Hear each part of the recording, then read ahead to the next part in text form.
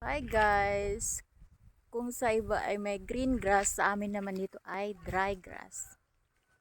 Ano, patay na lahat ng mga damo dito sa amin.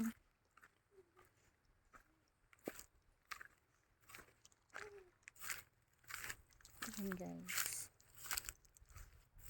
Patay na.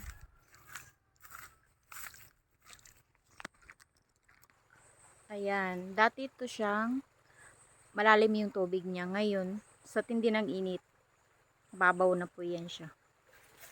Ayan guys. Ang babaw na ng tubig. Ayan siya guys, oh. Patay na lahat ng damo dito sa amin. Yun ang aming bahay.